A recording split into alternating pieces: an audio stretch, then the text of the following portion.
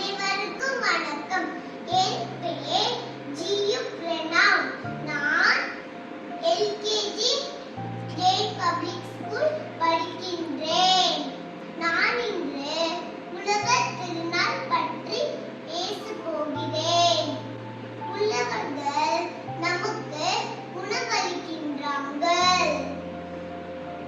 அவர்கள் நிலைத்து உழைத்து காய்கறி, அரிசி, பழங்கள் உணவாக்கின்றாங்க.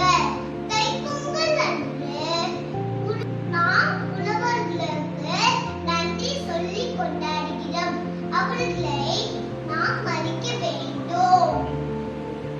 ஏனில் அவர்கள்